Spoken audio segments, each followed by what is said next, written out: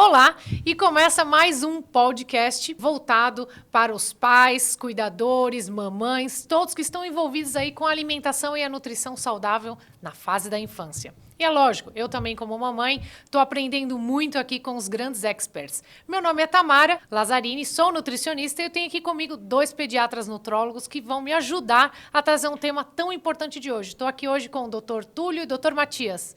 Tudo bem, meninos? Olá, Tamara. Olá, Túlio. Um prazer estar aqui mais uma vez, compartilhando essa mesa e conversando sobre nutrição. Para mim também. É um prazer enorme estar junto com vocês.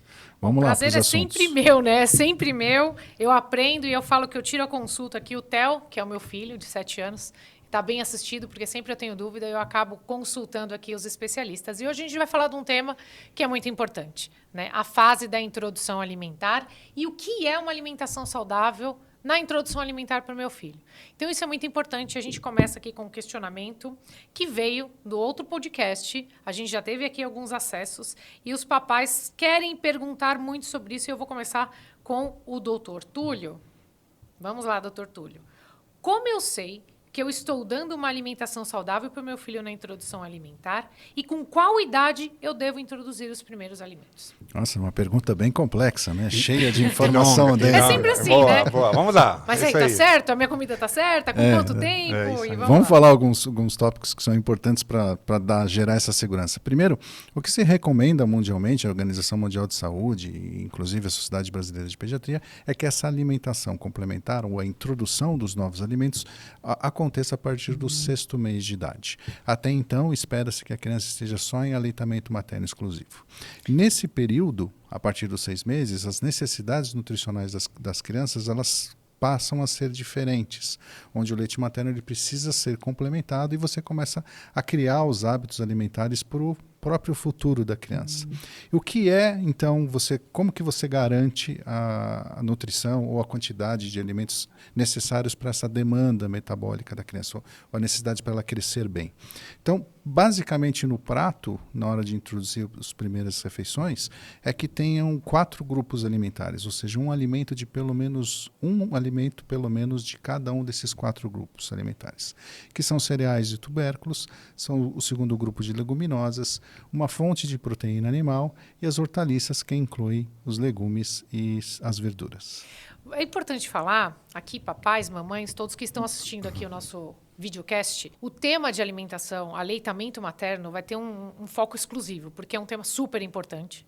A gente tem que discutir, tem que falar, tem questões fundamentais, né? E é a base, né? Eu falo que é o primeiro, todo mundo fala, o que é alimento funcional? É o primeiro alimento funcional, é o que tem aquela função importante e que vai fornecer uma grande nutrição. E aí a gente vai falar um pouquinho hoje, então é para outro capítulo, tá? Então guardem as perguntas, dúvidas, inquietações, que a gente vai trazer esse tema. O próximo capítulo realmente é seguindo nessa introdução. E você trouxe um ponto muito importante, né? Dessa combinação desses grupos alimentares, né? E o doutor Matias, como que a gente inicia? Muito bem. O doutor Túlio mencionou, tem que ter a partir do 6º mês, isso daí é uma recomendação, porque a gente assegura aí o aleitamento materno até o 6º mês, e depois essa introdução. Como iniciar e com o quê? Quantas vezes ao dia? Tem uma regrinha milagrosa? Não tem nenhuma regrinha milagrosa. E acho que é bem importante estar livre e estar, claro, orientado por um profissional de saúde, mas seguir, muitas vezes, o que a gente vê nessa criança e essa necessidade da criança. Tem crianças que precisam alimentar, a gente diz, em média, a partir do 6º mês, e se introduz como uma alimentação. Então, essa papa principal, esse alimento principal, que, como disse Túlio, vai composto desses 4 grupos alimentares, então a gente dá uma vez por dia, em um momento essa criança estiver ativa, acordada, disposta, digamos assim, que esteja reativa a aceitar esse novo alimento, então não tem que dar naquele momento quando a criança está sonolenta, está cansada, não quer. Então, um momento de aprendizagem, um momento de curtir, um momento de aprender juntos, de compartilhar, um momento fundamental. É importante dizer que essa alimentação saudável é saudável porque a família torna saudável. Não é somente saudável para a criança, é saudável para toda a família. E esse conceito é bem importante. Então, que seja um momento de aprendizagem, tanto a criança como a mãe, porque a mãe também está aprendendo a dar alimentação para seu filho por primeira vez, né? Sim. E até, eu não sei se esse complemento, mas que é tão importante trazer, muitas vezes você tocou num ponto muito importante. Quando a criança está sonolenta e a gente vê, olha, é o horário de comer, bateu aquele sinal, é o horário, tem que comer, tem que comer, tem que comer, e força a criança, aí ela começa a trazer uma recusa alimentar, e aí a mãe, pai, vovô, pode deixar, a criança não gosta do alimento. Então eu vou recusar, ela não quer mais comer, e a gente pode ter esse efeito, não pode? Então, eu acho que esse tópico da alimentação saudável ele é fundamental, como trouxe o Matias. Porque a gente fala muito da composição, eu falei dos 4 grupos de alimentos, mas a alimentação saudável envolve outras coisas além da composição da alimentação. E há uma certa individualidade. Eu vejo muita preocupação com os pais de tentarem seguir cartilhas ou regras específicas, e isso geralmente traz frustração. Porque nem sempre o que se acredita que tem que ser feito vai acontecer de fato. Porque as crianças são individuais, têm comportamentos diferentes, as dinâmicas dentro de casa na preparação do alimento também variam bastante. Então, eu gostei dessa mensagem do Matias no sentido de tirar um pouquinho o peso ou a preocupação de seguir uma cartilha pré-determinada. E a gente tem que pensar na somatória de um dia, né? Então, às vezes, a mãe... ou o pai, ou a pessoa que está ali ofertando o alimento, está preocupada que a criança tem que comer tudo aquilo. Mas calma, né? Ela tem um dia todo, ela tem a fruta durante o dia, ela tem o leite que ela está tomando, seja ele o aleitamento materno, porque é preconizado até o 6º mês de forma exclusiva, mas após o 6º mês, até os 24 meses ou mais, né? Dependendo da demanda da criança, da vontade, ou se não tiver o leite materno, tiver uma fórmula apropriada, indicada para aquela criança, para aquela faixa etária, né, uma fórmula infantil especial. Enfim, isso tudo é muito importante. Porque o que eu vejo muito, e muito questionamento vem para mim, eu não sei se acontece com vocês também. Tem um alimento mágico que eu posso dar para o meu filho? Para mim, o único alimento mágico é o leite materno. Fora ele, nenhum mais. Porque a somatória dos alimentos é que fazem parte desse contexto da nutrição saudável durante um dia todo. Correto? Correto. 100% correto, Tamara. E tanto é assim que não existe nenhum grupo, não existe nenhuma alimentação mágica, porque se vocês veem, introdução alimentar em diferentes países, em diferentes continentes, é totalmente diferente. Né? No Japão se introduz peixe nos primeiros meses, a partir do 5º, 6º mês de vida. Aqui não é tão habitual, é diferente a cultura. Então, não existe um alimento mágico. O que é importante é que nenhum dos grupos alimentares se deixe de lado por tempo. Né? Então, o Túlio trouxe, cereais. Ele pode, ou hortaliças, ou leguminosas, pode não gostar de uma em um determinado momento, mas se ele ingere outro tipo... Exatamente. Perfeito. Então, esse tem, em geral, tem os mesmos micronutrientes, os mesmos valor calórico, não calórico sim, mas valor de composição nutricional. Isso, né? Então isso é muito importante. Então, não existe nenhum alimento mágico, não existe nenhuma preparação mágica. A magia existe nesse amor que a gente dá, transmitindo esse alimento para a criança. Acho que esse é um momento fundamental. Eu acho também, eu acho fantástico essa sua colocação, e a gente sempre fala que essa questão mais comportamental, ela tem uma influência muito grande na aceitação dos alimentos por parte da criança, né? E você também trocou um tema muito interessante, no próprio Brasil. Se você pegar a alimentação do pessoal do Norte, do Nordeste, aí você vem para o Sudeste, especificações de regiões, Sul, então a preferência por leite ou a preferência por cereais, tipos de cereais diferenciados, tubérculos, feijões, né? Diferentes. Feijões, né? Então, até mesmo a gente brinca, o feijão do Rio, o feijão de São Paulo. Então, a gente tem dentro do Brasil mesmo esse mix cultural, né? Mas que estão lá todos esses alimentos incorporados nos grupos dos alimentos que são tão importantes para isso. Você falou, eu falei do alimento mágico, né? Mas assim, doutor Túlio, e alimento proibido? Tem nessa faixa aí, especialmente... Vamos falar especialmente para menor de 1 ano. Vamos falar aqui, senão a gente vai ter um tema enorme para falar de alimentos. Outro podcast, vamos fazer. Outro podcast de alimentos não recomendados. Mas vamos lá. Tem algum que é proibido, não recomendado? A palavra proibido é uma palavra bastante forte, né? O que a gente basicamente não recomenda de forma alguma é a utilização do mel nessa faixa etária. Apesar de que o mel seja utilizado muitas vezes em muitas culturas até para ajudar em combate a doenças respiratórias, por exemplo, a gente tem uma preocupação com relação a como é que ele é embalado, como ele é armazenado, e existe o risco de contaminação por uma bactéria, que é o Clostridium, que pode causar o botulismo. Então não se recomenda nessa faixa etária o uso do mel. Então acho que dá para chamar ele de proibido, mas tem aqueles alimentos que você pode até usar, mas também não se recomenda fazer. Então, por exemplo, o leite de vaca integral é um dos alimentos que não são recomendados mais no primeiro ano de vida. Mas pode ser uma alternativa naquele grupo lácteo se não houver possibilidade do aleitamento materno ou mesmo de uma fórmula infantil. Açúcar livre né, também é um alimento que não deve ser dado para a criança. Alimentos industrializados, principalmente aqueles com baixo valor nutricional, também têm que ser evitados, porque eles acabam tendo um fornecimento de nutrientes desequilibrado que pode afetar o crescimento da criança. Às vezes um excesso de sódio, um excesso de gordura saturada, que é muito comum, às vezes, em determinados alimentos, né? Que não é recomendado para essa faixa. Então, todo cuidado aí, ele merece atenção. E principalmente também porque vão se formando esses hábitos alimentares. Né? Então, se essa criança tem contato com bebidas açucaradas, por exemplo, com refrigerantes, ele cria esse paladar. Então, já digamos assim, já se direciona para um tipo de alimentação ou de viés de gostar de determinados alimentos. E esse momento aqui, nos primeiros anos de vida, é onde a gente vai formar nosso hábito alimentar que vai nos seguir. Claro que depois a gente vai incorporando diferentes alimentos, né? Mas é muito importante essa introdução alimentar e essa introdução dessa variedade de alimentos. Né? Com certeza.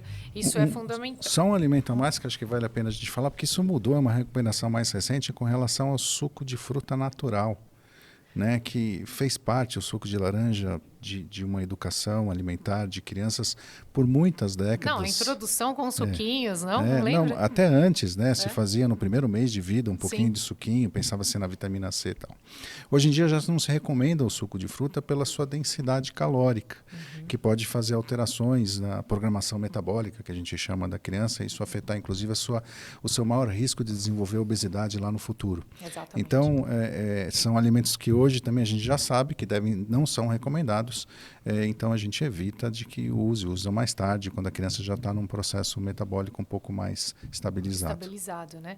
Isso é outro tema também muito interessante para a gente abordar, e nós vamos abordar aqui nos próximos podcasts sobre as doenças crônicas mais frequentes aqui na fase infantil. Então, menores de 5 anos aí com várias doenças relativas a realmente práticas inadequadas de alimentação, excesso de telas, inatividade física, mas é tema para outro podcast. E o que fica aqui, falando desse contexto, puxando um gancho um pouquinho sobre a questão da alimentação industrializada, existem situações que demandam emergências, urgências, ou né, a mamãe, papai. Hoje a gente vive numa situação que demanda muito o dinamismo, né?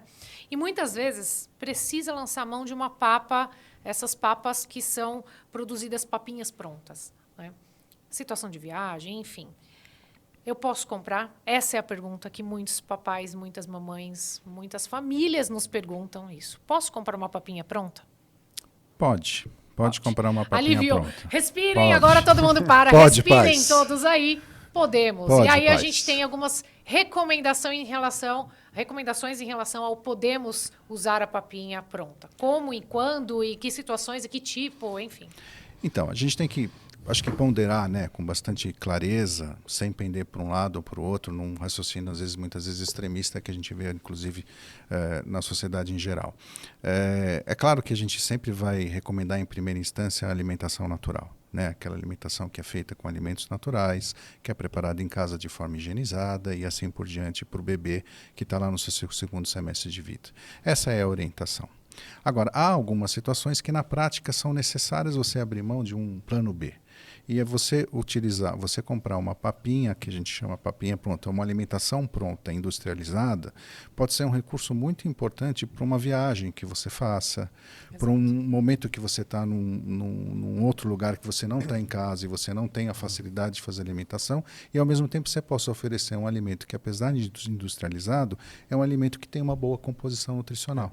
Porque independente de ser industrializado ou não, é claro que a gente parte para o natural, o industrializado pode ter uma boa composição nutricional e adequada para o bebê. Então as papinhas industrializadas, elas são uma opção, sim.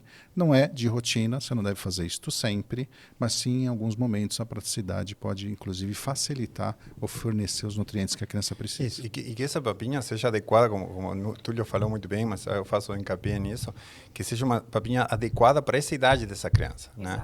Ou seja, nutricionalmente adequada, porque a gente vê, por exemplo, diferentes alimentos lácteos ou papinhas prontas, etc., alimentos prontos para crianças que não são adequados para essa faixa etária. Então, adequar nutricionalmente para essa faixa etária é muito importante. Entender qual é o requerimento ou entender que tipo de alimento precisa essa faixa etária. Isso é importante também. E uma coisa que eu acho que é fundamental até dizer para papai e mamãe, para não se sentirem pressionados, mas do ponto de vista de segurança alimentar e nutricional, de contaminação são seguros. Né? Então, a gente está livre aí de contaminação. Às vezes, você está numa situação onde você pega um alimento muito manipulado. Mas isso pode ter um risco de contaminação. Sem sombra de dúvida, nessa fase, ela é importante. Claro que sim. Então, avaliar bem, papai e mamãe, todos esses pontos. Né? Quem tiver com a criança, é muito mais seguro fornecer esse tipo de alternativa do que uma alternativa de um alimento que seja industrializado, com baixo valor nutricional e uma qualidade desbalanceada para a criança nessa faixa etária. Mas agora vem aquela parte, né? Que todo mundo gosta do nosso podcast, que é a parte de mitos e verdades e a parte de dicas práticas. Então, mitos e verdades, eu vou começar com o primeiro mito aqui, ou a primeira verdade é... Vou falar para o Dr. Túlio, vamos lá.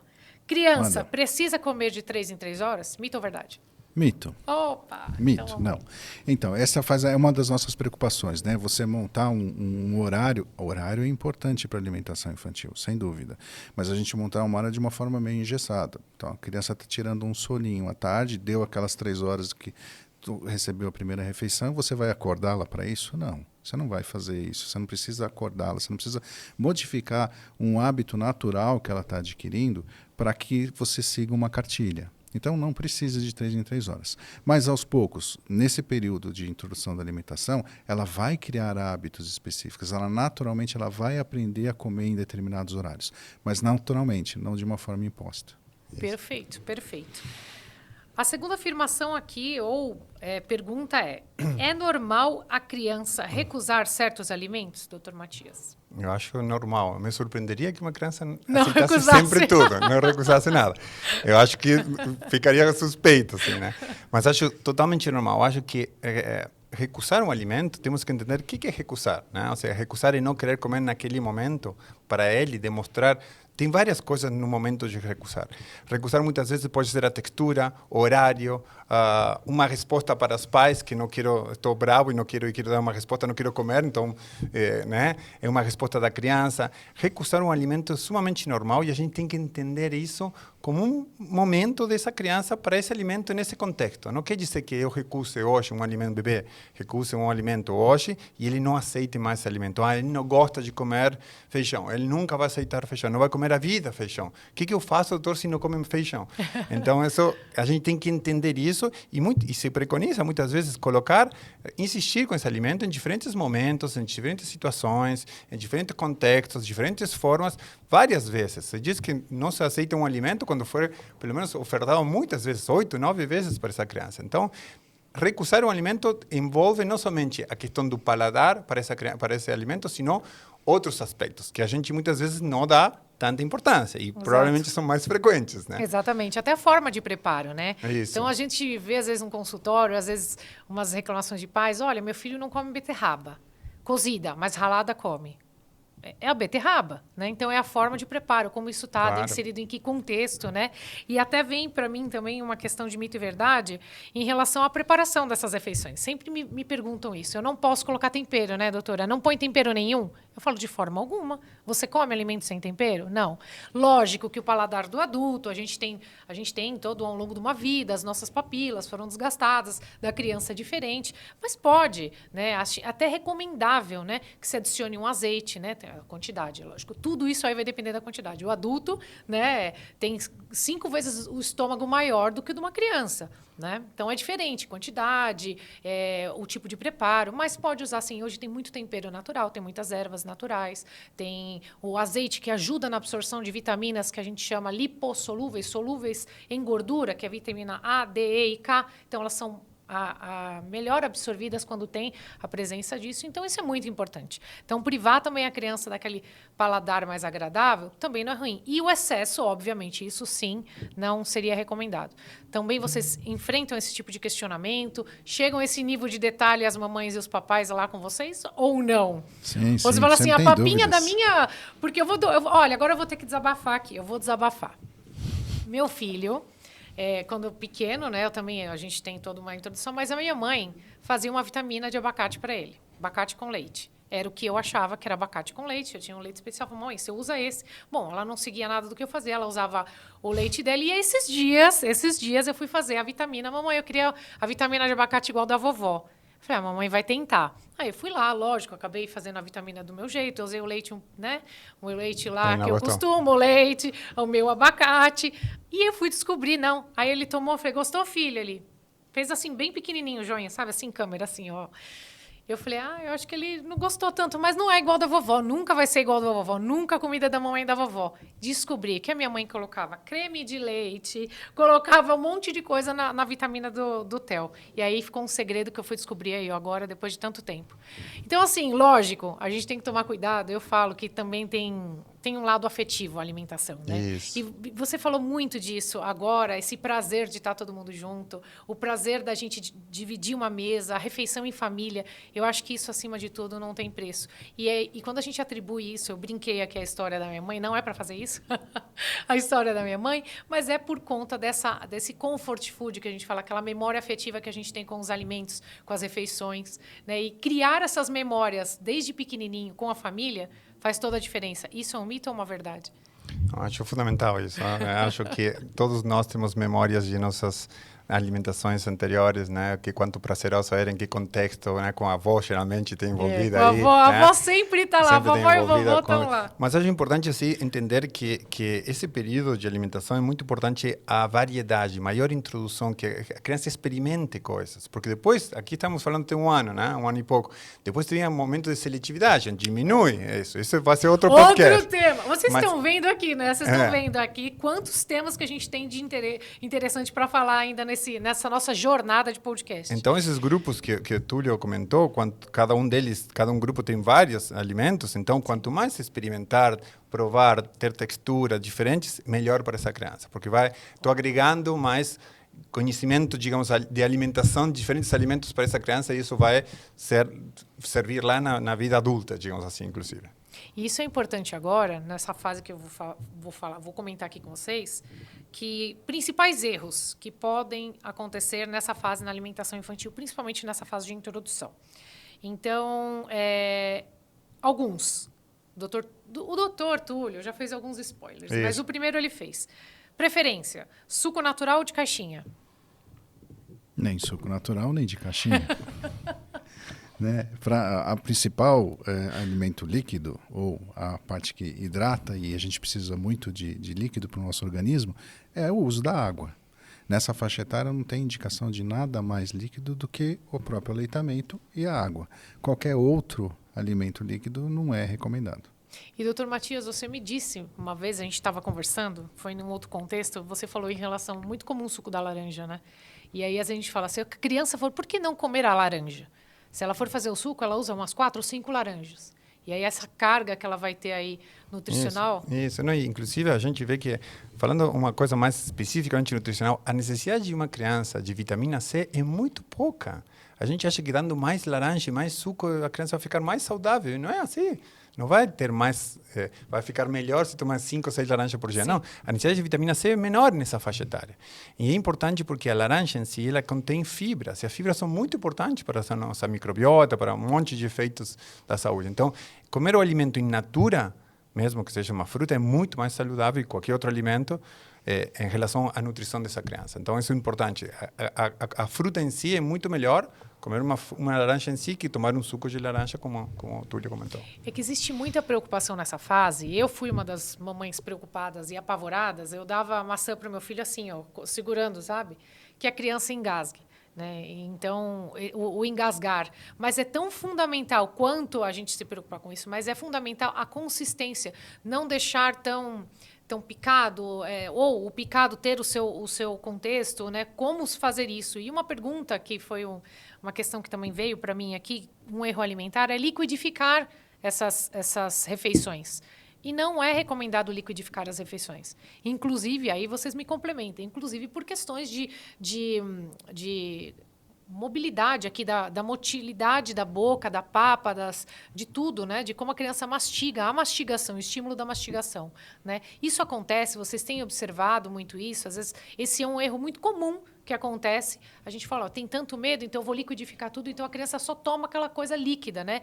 Tanto salgado não, a gente usa essa expressão, mas as refeições principais, né, que incluem os vegetais e todos liquidificado, a fruta liquidificada, e a criança não consegue mais distinguir. Isso é importante também. A gente tem que lembrar, os pais têm que saber disso. Esse segundo semestre de vida, acontece muita coisa. É um período de muito aprendizado, em todos os aspectos. E você tem que entender que quando você vai começar a alimentar a criança lá com 6 meses, ela nunca comeu nada sólido.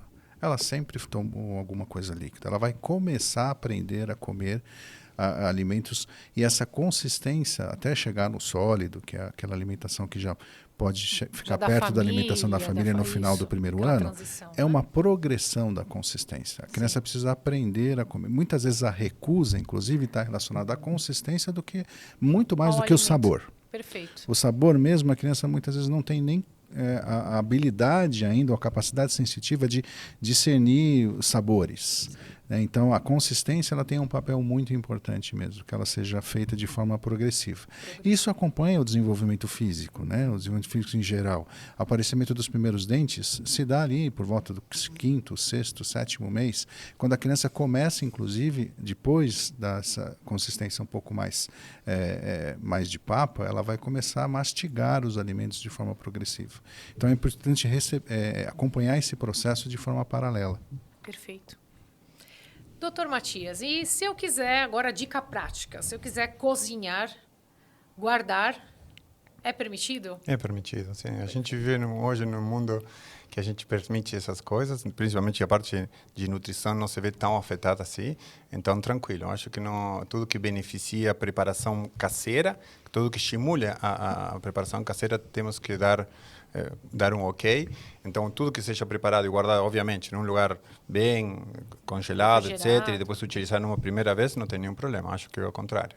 Perfeito. Perfeito. É lógico, a gente congela quando a gente não recongela. Isso, né? A gente recomenda exatamente. Já fazer a reconstituição. E sempre quando faz a preparação, às vezes as pessoas têm muito medo. Olha, eu fiz o alimento, está quente, eu não vou pôr... Não tem problema. Né? Ele pode já estar ali. Às vezes a exposição daquele alimento, muito tempo, com as temperaturas que a gente vive aqui no Brasil, um país tão tropical, pode prejudicar. Então, põe sob refrigeração, sempre manter mais seguro essa alimentação da criança. E aí a gente vem em relação a essa alimentação. Como eu posso montar um prato saudável para o meu bebê? Vamos imaginar assim, meu bebê é um prato saudável. A gente falou um pouquinho disso, mas vamos dar um exemplo prático aqui? Vamos supor, vamos dar um exemplo. Vamos ver vamos ver agora se os papais aqui, os médicos papais, cozinharam para os seus filhos. Vamos lá. Vamos tentar fazer um teste. Vamos junto fazer alguma coisa. Então, tem que colocar pelo menos um alimento de cada grupo, né? Nós temos 4 grupos. Então, vamos começar um proteína animal. Então, pode ser, por exemplo, um frango desfiado, né? Um peixe, que talvez seja uma gema de ovo, poder encaixar nesse grupo. Grupo das... Uma pergunta, vou interromper. Peixe, super... Sem problema nenhum. Criança pode consumir. Existem muita preocupação de alguns pais em não introduzirem peixe. Então, papais, mamães, vovós podem introduzir peixe para a criança. Acho que, ao contrário, temos que estimular o consumo de peixe. Perfeito. No Brasil, o consumo de peixe baixo, né? Exatamente. Então, voltamos lá. Proteína animal, então tá aí o peixe. Leguminosas. Então, pode ser um feijão, pode ser uma ervilha. Então, são opções, pode ser uma lentilha. Opções de leguminosas no prato. Cereais e tubérculos. Milho. Uma batata? Uma batata. A criança gosta de batata, né? Vai bem bastante uma batata. Perfeito. E no último grupo, que são os legumes e as verduras. Uma cenoura, que vai muito bem também. Uma cenoura cozida é fácil de amassar, inclusive. Então, pode compor esse grupo aí. Isso, estamos falando de uma introdução alimentar. Depois, quando a criança tem 10 meses... comer só um desses aí, ou 2, ou seja, combinar, não precisa estar os 4 sempre, né? Então, à medida que a criança vai crescendo, obviamente, mas o importante é que essa criança tenha contato com esses alimentos, né? Não é que todos os alimentos, todas as refeições têm que ter os 4 grupos, né? Mas tem que ter contato com todos esses. Então, nunca ofereci grão de bico, vamos oferecer grão de bico, vamos testar, né? Vamos oferecer lentilha, por exemplo, que é um alimento muito bom. Agregar esses alimentos na alimentação é muito importante. Para que não fique monótono, né? Porque a criança, independente da criança não ter ainda aquela aquela evolução, ainda ser um bebê, né? Os nossos filhos sempre serão bebês, mas naquela fase é sempre bom a gente fazer com que eles experimentem, né? Não fique aquela coisa monótona, senão ele vai associar sempre aos mesmos vegetais, né? A mesma proteína. Então, quanto mais diversificado, quanto mais variado, né? Diferentes sabores, né? E também não deixar aquela coisa sem sonsa, né? Sem aquele... Ter aquele temperinho, aquela coisa que agregue aqui. Isso vai ser muito mais saboroso, mais saudável e sempre com a família. Então, foram dicas muito práticas aqui. Vamos encaminhar aqui para a fase final. Considerações, doutor Túlio. Considerações sobre o nosso tema desse podcast tão importante. Tem alguma consideração? Eu ficaria com isso que a gente falou com relação a seguir cartilhas e protocolos específicos. Que isso não traga preocupações exageradas. Falhas ou frustrações que vocês, pais, podem ter durante a introdução alimentar, que não aconteça o que você esperava na hora de introduzir os alimentos, vai acontecer com uma certa frequência, acontece com todas as crianças que são diferentes, elas podem aceitar ou não. Então, essa questão, acho que eu tiraria o peso dos pais com relação a isso. É claro que você vai prestar atenção, você vai procurar seguir os grupos alimentares, vai procurar oferecer a primeira refeição num horário específico, mas não se preocupe se eventualmente a criança não aceitar aquilo que você está preparando. Aí você usa de criatividade, você muda, você cria, põe um novo alimento, faz uma preparação diferente, procura um outro formato, que a tendência, se você respeitar todas as regras de consistência, é que tudo dê certo. Perfeito. A dica, consideração final, acho que a alimentação é um momento tão importante nas nossas vidas que Perfeito. Quando a gente começa a introdução, digamos assim, da alimentação, ela não vai nos guiar o resto da vida. Então, nós temos que levar isso com uma leveza e com uma aprendizagem. A comer, a gente aprende. A gente tem reflexos de mamar, né? Mas Perfeito. comer, a gente aprende. Então, essa aprendizagem, que tanto da criança como dos pais, tem que ser de forma alegre, de forma divertida, de forma consciente, de forma com respeito e com responsabilidade. Então, quando a gente tem que é difícil muitas vezes cumprir todas essas coisas, mas levar isso como um momento muito importante. Eu acho que a alimentação, nós comemos 4, 5 vezes por dia, né? Então temos toda essa vida. E como foi nos fundamentos, nos primeiros anos de vida, olha, tem um impacto enorme. Cada vez mais vemos o impacto que tem na saúde do adulto esses momentos de alimentação, de introdução alimentar. Eu queria só reforçar essa questão, que eu acho que é tão importante, porque eu acho que realmente hoje a gente aprendeu o quanto que este primeiro ano de vida ele é fundamental para a saúde da criança. Com certeza. Não é aquela saúde só para garantir o crescimento físico, ter menos doenças infecciosas, tal, de se desenvolver bem, mas é aquela saúde que vai refletir para o resto da vida do adulto.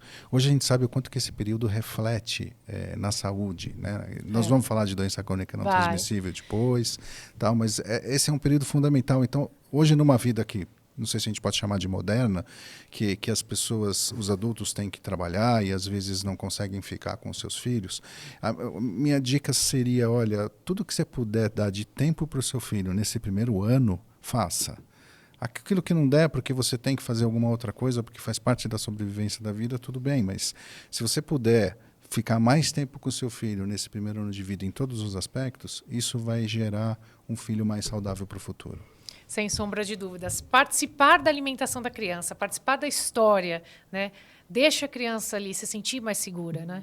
O que eu trago também de considerações finais para esse tema de hoje, que é super importante, eu sou apaixonada pelo tema, é dizer que calma. Mamãe, papai, família, calma. É um momento complexo, exige muito da gente, exige muito da criança, de uma certa forma, né? É um mundo novo. Não existe uma única refeição. O dia tem 24 horas, então a gente tem que ter muita calma, muita cautela. E tudo feito com muito amor, com muita participação, com orientação. Dúvidas, sempre peçam ajuda. Peçam ajuda a um profissional de saúde que cuida do seu filho, para o seu pediatra, para o nutricionista. Peça ajuda. A gente precisa de uma rede de apoio, mas uma rede de apoio que tenha instruções corretas, né? Então, essa é a nossa orientação para vocês. Tragam os temas, vamos falar sobre isso. E este é um tema que sempre vai estar à tona, seja com o primeiro, com o segundo, com o terceiro filho. É sempre importante, tão quanto no primeiro quanto no último filho.